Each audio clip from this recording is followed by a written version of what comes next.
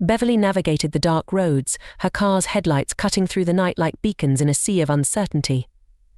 The late hour had left the streets deserted, and the only sound was the hum of her Audi's engine.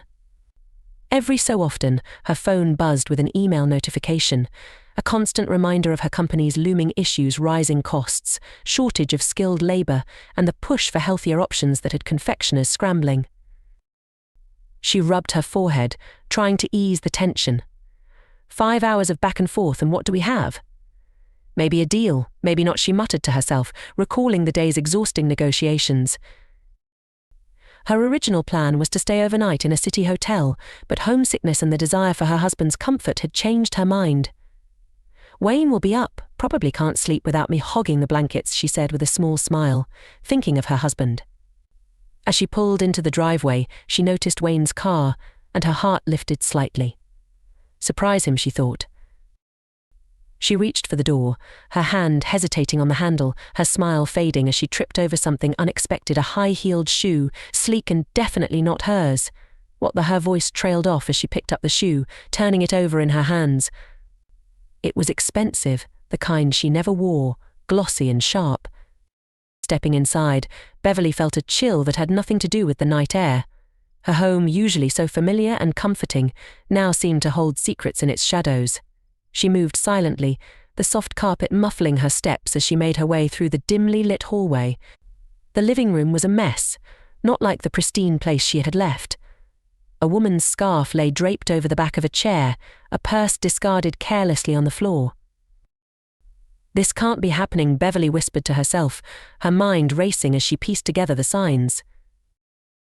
As she approached the staircase, her heart pounded louder with each step. She could hear faint sounds now, voices, laughter. The closer she got to the bedroom, the clearer the betrayal became. Reaching the door, she pushed it open with a trembling hand. The scene before her confirmed her worst fears.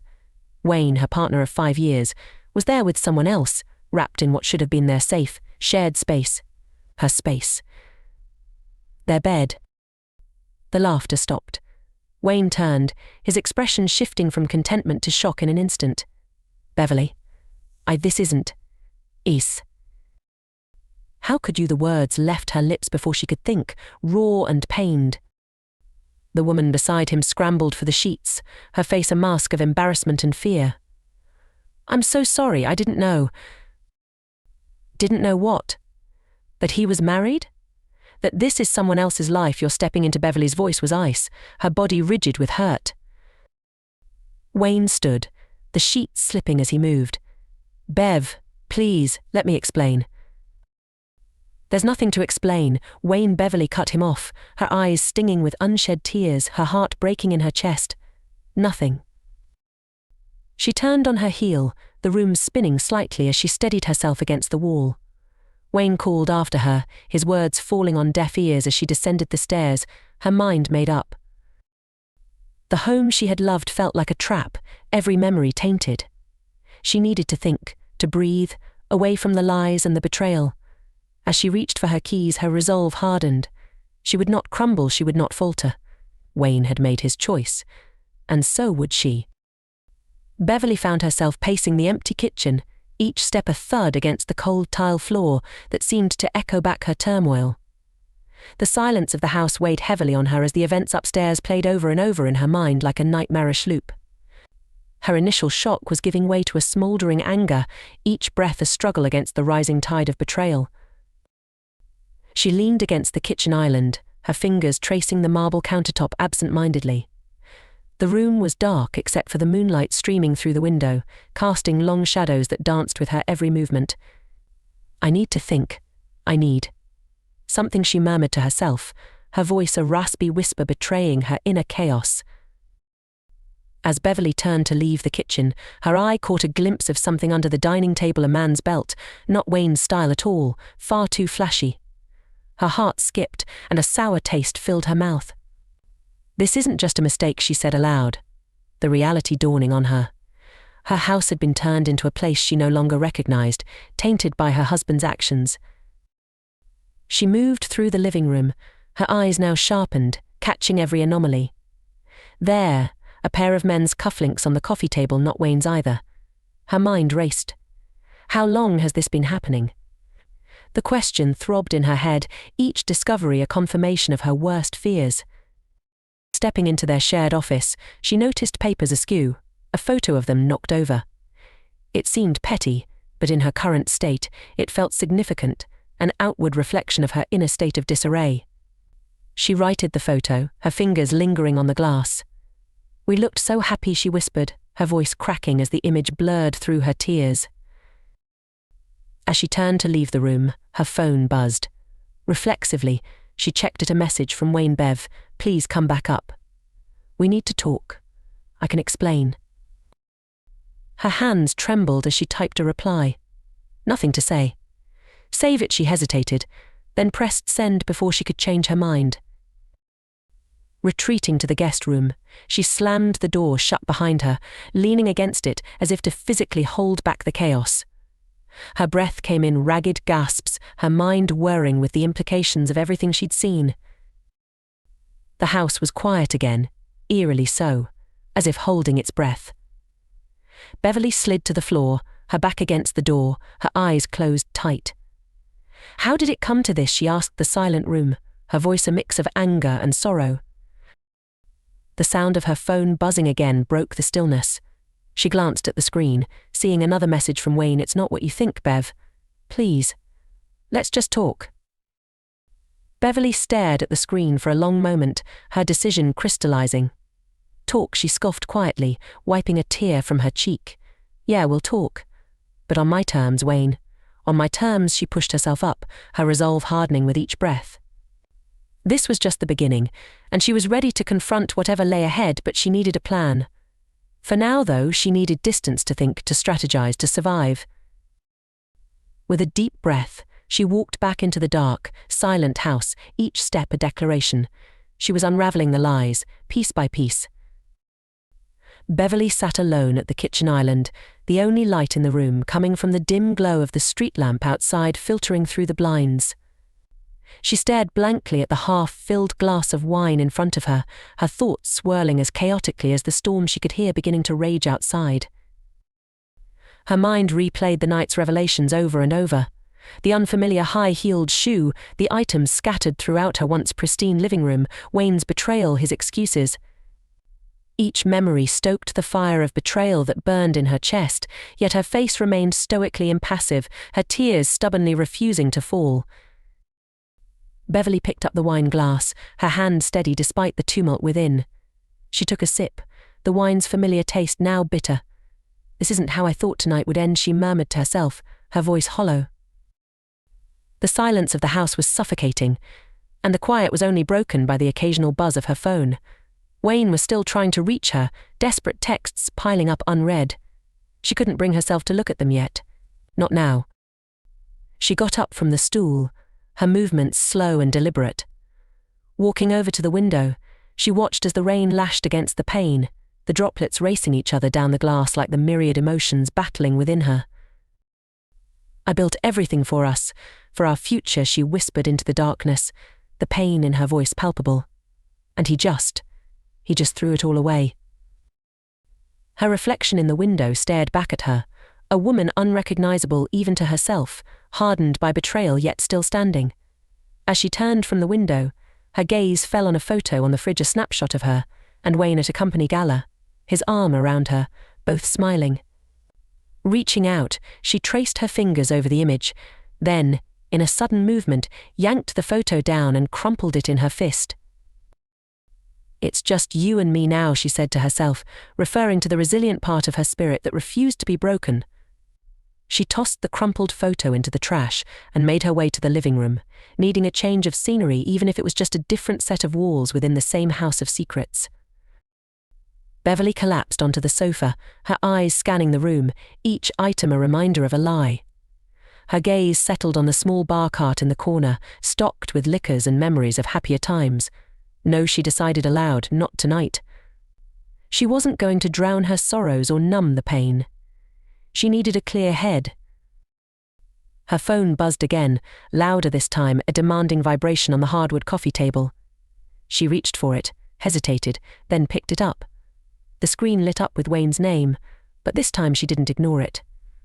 She swiped to answer, her voice cold but calm. "Wayne." "Bev, please. Just hear me out," came his immediate plea, his voice tinged with desperation. "No, Wayne. I heard enough upstairs.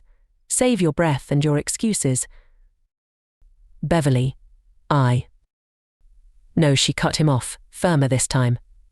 "This is on you. Not me, not your guest. You. We'll talk tomorrow when I've figured out what I want to do. Good night, Wayne." She ended the call before he could reply, the finality of her action resonating deep within her. Setting the phone back down, she leaned back against the sofa, her eyes closing slowly as she took a deep, steadying breath. The quiet aftermath was settling in, the initial shock giving way to a quiet determination. Beverly knew the next steps wouldn't be easy, but she also knew she wasn't going to face them as the woman who had walked into the house earlier that night. She was changed, evolved by necessity, and she would navigate this storm, however fierce it might be.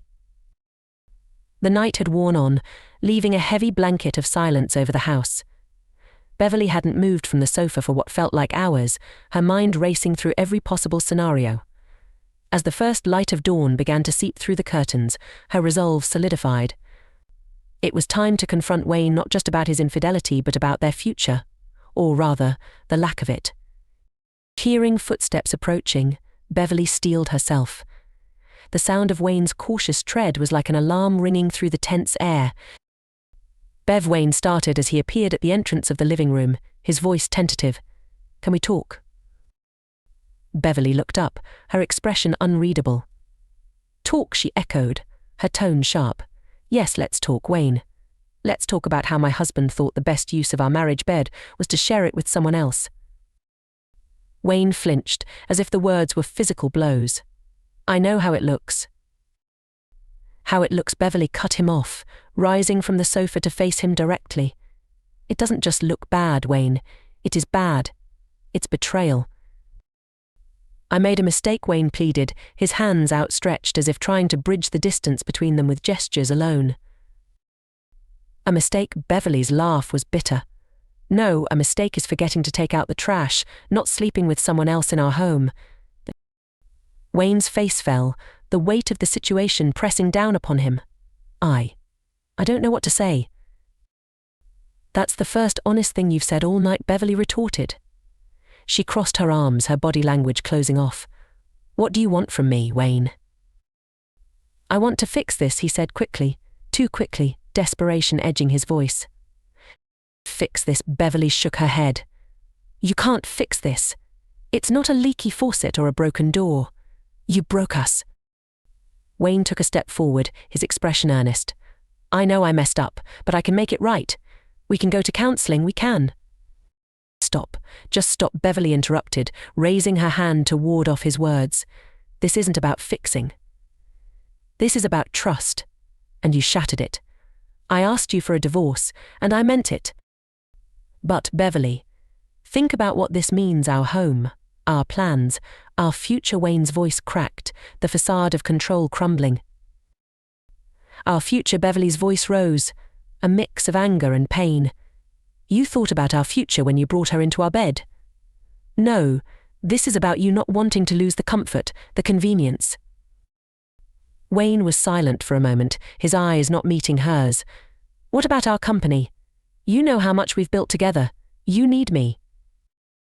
Beverly's gaze hardened. "I built that company, Wayne. You helped, yes, but don't overestimate your contributions. I can manage it without you." "That's not fair." "Fair?" Beverly's laugh was cold this time. "Was it fair what you did?" "I don't need fairness from you, Wayne. I need space and a lawyer." Seeing that further words would be futile, Wayne nodded slowly, a mixture of regret and resignation painting his features. "I'll stay at a hotel tonight," he finally said, his voice low. "Good," Beverly replied simply, turning away to hide the flicker of pain that crossed her face. "Leave your key on the counter." As the sound of Wayne's retreating steps echoed through the house, Beverly felt a hollow victory. She had stood her ground, but as the door clicked shut, she couldn't shake the feeling of profound loss. This confrontation was just the beginning of a long, hard journey ahead. Beverly stood in the doorway, watching the early morning light slowly creep across the living room floor. It highlighted the stark reality that her life was about to change dramatically. With Wayne gone to the hotel, the silence of the house felt overwhelming, oppressive even. She knew she couldn't stay here, not now. Every room, every piece of furniture, every framed photograph whispered of better times now tainted by betrayal. She walked upstairs, her steps slow, deliberate. Each creak of the stair seemed to echo in the empty house. Once in the bedroom, she pulled out her suitcase and began to pack. Her movements were mechanical, her mind still trying to piece together the fragments of last night's revelations. As she folded her clothes, the practical side of her brain kicked in. Just a few days' worth, she told herself aloud, trying to keep her emotions in check. She chose neutral, comfortable clothes, avoiding the dresses Wayne had complimented. Too many memories. Beverly's hand paused over the photo on the dresser, their last anniversary, smiling without a care in the world. She snatched it up, stared at it for a heartbeat too long, and then tucked it into her suitcase. A small, perhaps foolish part of her wasn't ready to let go completely. The sound of her phone buzzing broke the spell. She glanced at it, expecting Wayne, but saw her assistant's name instead. She picked up the phone. "Hey." Jenna Beverly's voice was more steady than she felt. "Beverly, I just got into the office and saw your email. Is everything okay? You sounded off." Beverly sighed, pinching the bridge of her nose. "Not really, Jenna. There's been a personal emergency. I need to take a few days off." "Do you need me to handle anything specific? The negotiations with Del Montes are this week. Push them to next week.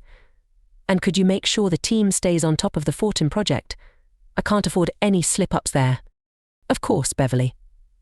"Anything else?" "That's it for now." "Thanks, Jenna. I'll keep you posted." "Take care, Beverly." She hung up, feeling the weight of her double-life businesswoman and now, soon-to-be divorcee. She finished packing, zipping up her suitcase with a finality that felt too definitive. Beverly took one last look around the bedroom, her eyes landing on the champagne bottle they had saved for the birth of their first child, a celebration that would never happen. She walked over, picked up the bottle, and placed it firmly in her suitcase beside the photo. "Symbolic," she muttered to herself, a wry smile touching her lips for the first time that morning. She dragged her suitcase downstairs, her movements gaining momentum, purpose. At the door, she paused, keys in hand. She looked back at the house that had been her sanctuary, now just a shell of false promises. She locked the door behind her, the click echoing louder than usual in the quiet morning. Beverly loaded her suitcase into her car, the trunk closing with a thud that seemed to finalize her decision. As she started the car, her heart was heavy but her mind was clear. "I need space. I need to breathe," she said to herself, pulling out of the driveway. Her destination wasn't just a hotel, it was a crossroads in her life. The drive ahead would be long, giving her time to think, to plan, and to heal. The journey to rediscovery, she knew, started with a single step, or in her case, a drive away from what used to be home. The neon lights of the club, named Euphoria, pulsated in sync with the deep bass that reverberated through Beverly's body as she stepped inside. The air was thick with the smell of sweat and perfume, an intoxicating mix that seemed to blur the lines between excitement and chaos. For a moment she hesitated at the threshold, overwhelmed by the stark contrast between the quiet solemnity of her day and the wild energy of the night scene before her. Pushing through her reservations, Beverly made her way to the bar, her heels clicking authoritatively against the floor. She needed to lose herself in the anonymity of the crowd, even if just for a few hours. "Hey, what can I get you?" shouted the bartender over the noise, leaning in to hear her better. "A glass of your best champagne," Beverly replied, her voice steady despite the pounding music. Coming right up, the bartender flashed a smile and turned to prepare her drink. Beverly took a moment to survey her surroundings.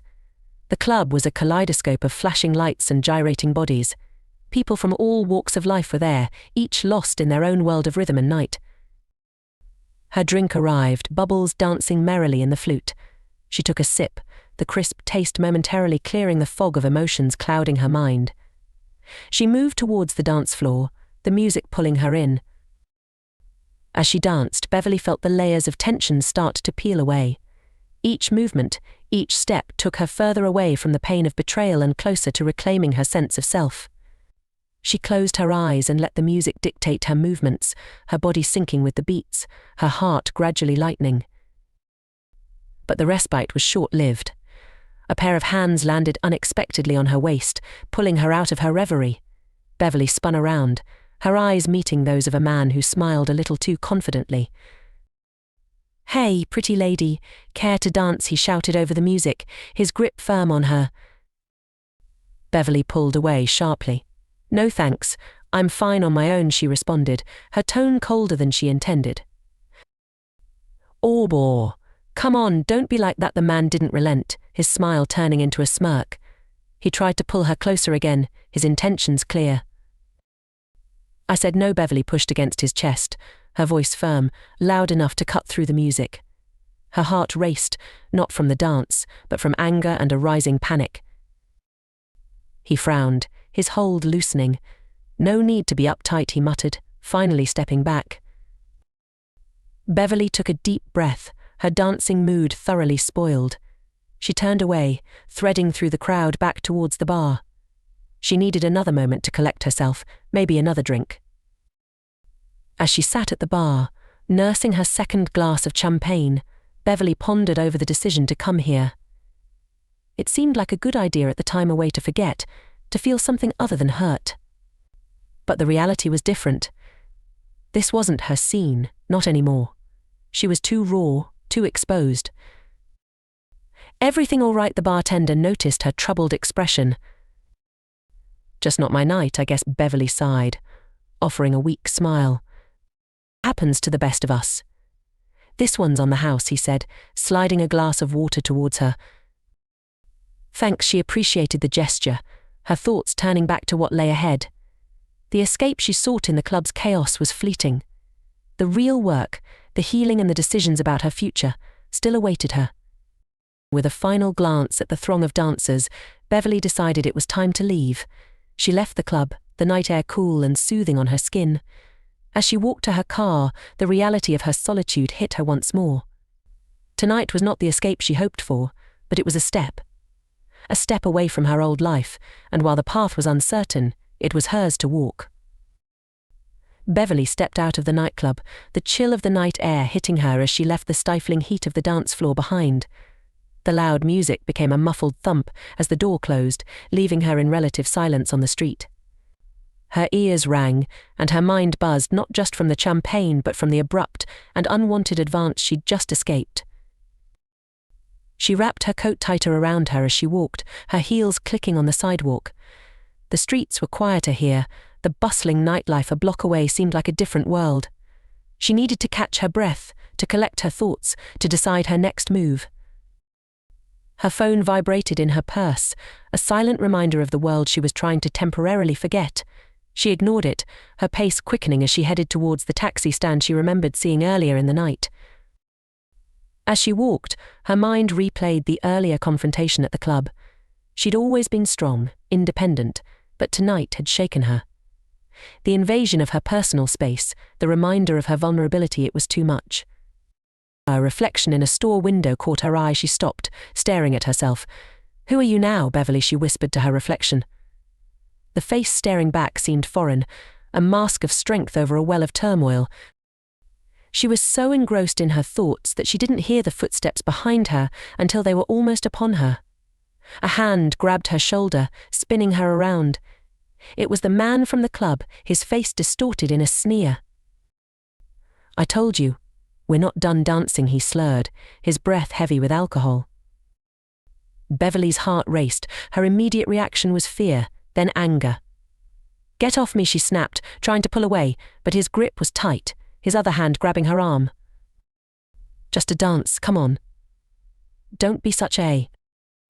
"Let go." Beverly cut him off, her voice loud, commanding. Fear twisted in her gut, but her voice was steady, assertive. The man laughed, a harsh, grating sound. Or what? You'll scream. Go ahead. Beverly's mind raced. She could scream, yes, but the street was empty, the club's music too loud for anyone to hear her. She needed another plan. Last warning, she said, her tone icy as she struggled against his grip. She knew she had to act fast. Raising her knee sharply, she connected with his groin. He doubled over with a groan, his grip loosening. Beverly didn't wait to see if he'd recover. She turned and ran, her heart pounding, not stopping until she reached the brighter, busier street where she'd first hailed her taxi. Panting, she leaned against a lamppost, her body shaking not just from the exertion but from the adrenaline and the aftermath of fear. She'd escaped, but the encounter left her feeling raw, exposed, and incredibly alone. A taxi pulled up in front of her, the driver rolling down the window. "You okay, lady?" he asked, concern evident in his voice. Beverly took a deep breath, trying to compose herself. "Yes, can you take me to a hotel? The nearest one." The driver nodded, unlocking the doors. "Of course, get in. You're safe now." As the taxi drove away, Beverly looked back through the rear window. The street was empty now, the man nowhere in sight. She shivered, wrapping her arms around herself. "I'm safe," she repeated to herself, trying to believe it. The night had started as an escape, a brief foray into a world where she could forget her troubles. Instead, it had spiraled into a nightmare, a stark reminder that no matter where she went, her problems followed. But as the city lights passed by, Beverly felt a resolve hardening within her. She'd been shaken tonight, yes, but she would not be broken. Not by Wayne, not by a stranger, not by anyone. Beverly sat by the window of her hotel room, watching the sunrise paint the sky in hues of orange and pink. The night's events had left her exhausted, both emotionally and physically, but the new day brought with it a sense of clarity. She sipped her coffee, the warmth comforting against the chill that had settled in her bones. She reflected on everything that had happened, from discovering Wayne's betrayal to the terrifying encounter on the street. It felt like she had lived a lifetime in just a few days. The hurt was still there, raw and aching, but there was also a fierce determination burning within her. She wasn't just going to get past this, she was going to grow from it. Her phone buzzed, and she hesitated for a moment before picking it up. It was a text from Jenna, her assistant, checking in. Beverly smiled faintly, a reminder that, despite everything, life went on, and she had responsibilities waiting for her attention. She texted back, "Thanks for checking in, Jenna. I'll be back in the office tomorrow. Please set up a meeting with the team first thing in the morning." Putting down her phone, Beverly leaned back and took a deep breath. She needed to make some decisions about her future, decisions she had been putting off in the chaos of her personal life. First, she would need to deal with the divorce. That was inevitable now. But beyond that, she had a business to run, a business that needed her leadership more than ever. The thought was daunting but also invigorating. It was something she could control, something she could throw herself into. The phone rang, breaking her train of thought. She answered, already knowing who it was. "Beverly, it's Wayne," came the familiar voice, tinged with something she couldn't quite place, regret, perhaps, or just weariness. "Wayne," she replied, her voice neutral. "What do you need?" I just wanted to say I'm sorry for everything he said," and she could hear the sincerity in his voice. It wasn't enough, but it was a start. "I appreciate that," Beverly said after a pause, "but sorry doesn't change what happened. We need to move forward with the divorce. It's the best thing for both of us." There was silence on the line for a moment. "I know. I'll cooperate in any way I can. You deserve to be happy, Beverly." "Thank you. I hope you find some peace, too," she responded, surprised at the civility of their exchange. "Goodbye, Beverly." "Goodbye, Wayne." She hung up the phone, feeling a mixture of relief and sadness. It was truly over, and while part of her mourned what could have been, another part was relieved to be free from the web of lies and betrayal. Beverly stood and walked over to her suitcase, where she had left the champagne bottle from their never-celebrated future. She picked it up, considering it for a moment before setting it down again. Maybe she would open it someday, not to celebrate the past, but a new future one that she was now free to build for herself. Looking out the window again, she watched as the city woke up below her. Today was a new beginning, a chance to redefine her life on her own terms. With a renewed sense of purpose, Beverly prepared for the day, ready to face whatever challenges it brought with the knowledge that she was strong enough to handle them.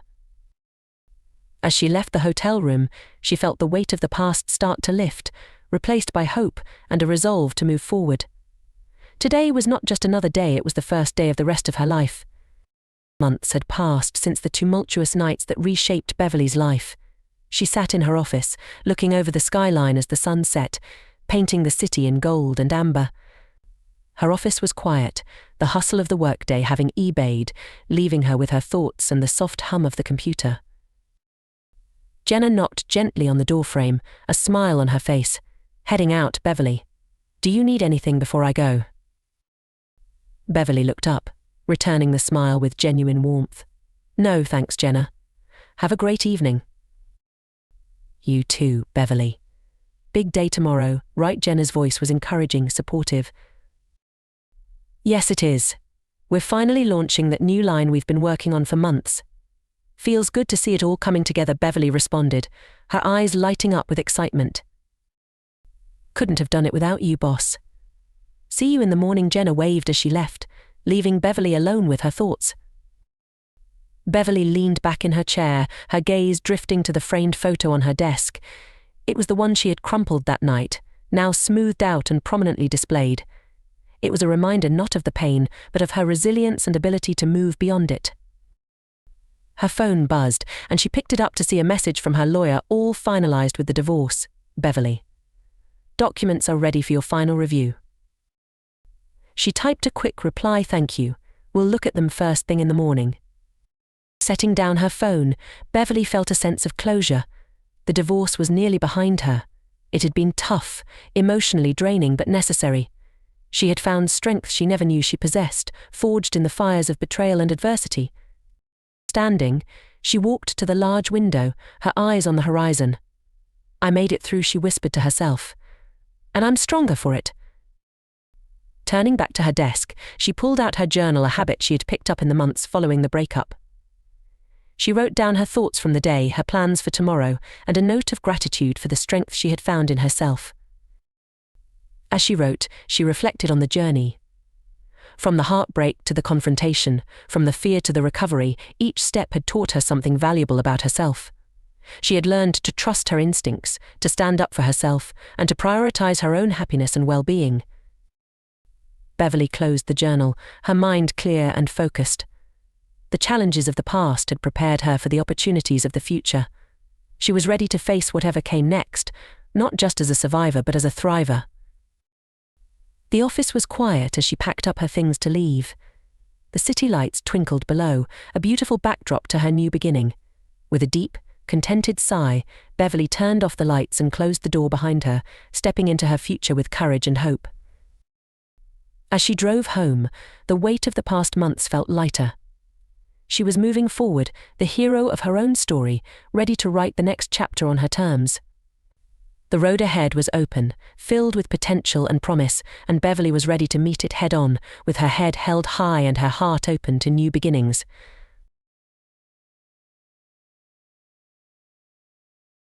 Let us know in the comments how this story has inspired you, or share your own experiences of overcoming adversity. Don't forget to like, share, and subscribe for more heart-touching stories like this one. Hit the bell icon to stay updated with our latest uploads. Your journey through the complexities of the human heart starts now. Remember, your story isn't over yet. It's just a new chapter beginning. Stay strong, stay inspired.